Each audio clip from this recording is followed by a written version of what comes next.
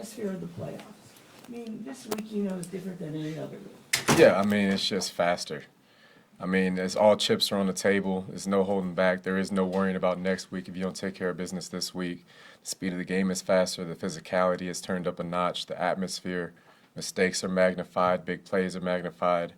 So just that confidence and relying on your teammate is at a premium to go out and play team defense, team offense, team ball in general to go out and, win a football game. So leading up to it, do you feel more pressure, more intensity, or more anxiousness?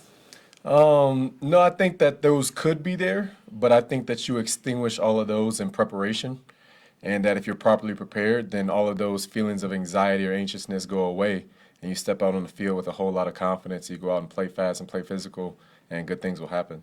Justin, can you describe just like the complications of Miami's offense? It seems like there's a lot of motion to it. And just Yeah, I mean, how Coach McDaniel over there seems like he is extremely creative with the amount of motions and the Y across, the Y receiver across, the fake motion and comeback, the motion and insert in the line of scrimmage. There's motion all over the place, and a lot of it is, a lot of guys first time seeing it, so they're very creative on the offensive side of the ball, creating plays, finding ways to get the balls to their playmakers, and they're the number one ranked offense for a reason. Does that mean you need to be more, the communication needs to be better against the team that does those kinds of things? No, absolutely.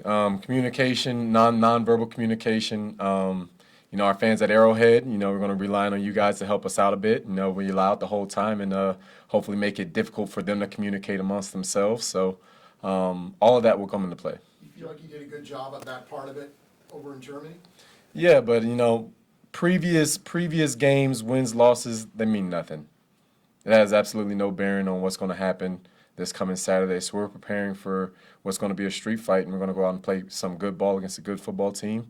And, the best team is going to come out on top. You guys have played against a number of the league's better receivers, but is there something that's unique about a team with Tyreek Hill, his skills, that kind of make that a big challenge? Well, yeah, besides that, the obvious part about how fast he is. I mean, that whole team is fast. I mean, H-Han, Waddle. I don't know if there's a guy over there that runs over 4.35. So that speed is definitely one of the things that makes them so unique, and it's a challenge for us, but we're ready to step up to the plate for it. Justin, you mentioned H-Han. You guys didn't see him last game.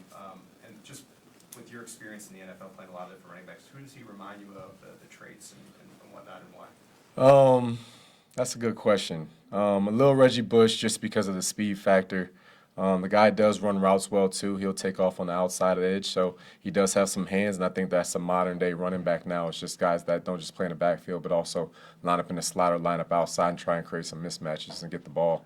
But the guy's explosive. I think he averages like 8 yards a pop or something like that. So just the explosiveness of him is something that we're going to have to be on our P's and Q's about. Justin, the offense is obviously still pretty potent, your offense, but I mean, do you have some sense that the defense has earned being leaned on more, is being leaned on more, kind of flipping the script? Well, the beautiful thing about defense is it doesn't matter what the score of the game is. It doesn't matter if you're up, you're down. The mission is always the same. Go out and stop them. Don't let them get first downs. Don't let them drive the ball. Get a turnover whenever you can. So, we don't have to worry about, kind of like 4-minute offense, worry about the clock or whatever. The mission is always the same, and that's to get the ball back to our offense as many times as possible. So I think that we have a very special group. I said that since training camp, and I'm happy that the rest of the world has got to see it too. But it's not about what we've done already. It's about what we're going to do. So we're going to prepare for it. What made you say that during training camp? Because I remember you guys talking about that and some being skeptical. Just the chemistry, the cohesiveness, the selflessness of the team.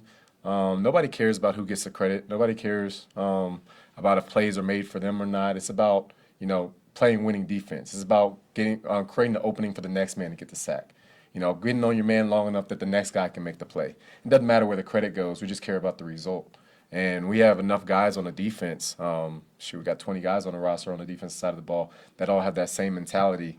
And when you're able to play like that and you have a leader in Coach Spags that, is able to dial up pressures from all over the place and really confuse offenses, good things happen. Justin, what stood out to you?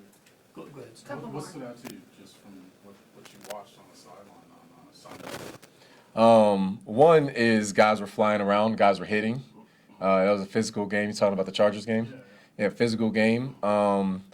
Really liked the way that Cam Jones played. Came out and made a bunch of tackles. Hasn't had a bunch of experience to get out on the field.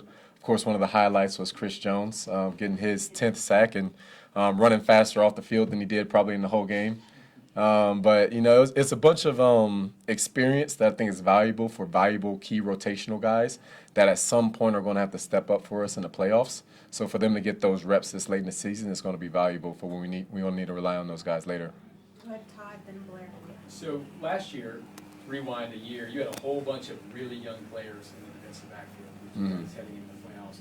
They answered the bell and did a lot of really special things. How much more prepared are they now, having gone through all of that? And did you have any concerns about younger players last year? We had so many of them. I mean, it's never an easy slate. You have 5 guys come on the field, and then, you know, 3 of them are your starting players in the Super Bowl.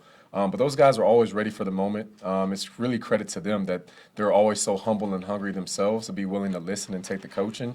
And, you know, when the lights were shining brightest, they played at their best, which is exactly what they need, and they're doing the same thing this year. In the offseason, the biggest message that I preached was just not to get comfortable and be complacent with what you did last year, because every day in the NFL is a new season, and you know, along the same message, it doesn't matter what you did, it's what you do. What are you doing now? What are you doing next week? You know, so preaching that message, and those guys have just been on top of it. So it's really a special group of us, and you know, I'm looking forward to those guys making more plays this weekend. Go ahead, Blair. Just wondering what the coldest game you've ever played in, and what are you going to do to stay warm on it? Yeah, this is going to be probably the coldest game I ever played in. I'm a layer up. You know, I'm not trying to win the swag competition on having my arms out or anything like that. I'm wearing layers. I'm gonna be prepared for the cold. So I can't speak for everybody, but that's what I'm gonna do. Gloves too, and gloves or. I don't like layering gloves because then you can't feel your hands as much. You can't feel when you're like grabbing a jersey or making a tackle. So my hands are gonna have to thug it out. But sleeves will be worn, and you're just gonna be ready to play. Which one of your teammates would be most likely to go no sleeves, would you say? Which one of my teammates would be most likely to go no sleeves? Ooh, that's a good question. On the defensive side of the ball, I don't think running backs are allowed to wear sleeves. So, you know, every running back is going to be arms out. But maybe Josh Williams. We'll see. What was your coldest game prior to this? Do you have The game that sticks out in my head right now is either Buffalo in 2020 when I went up there with Houston, or the divisional game with Houston when we came up here.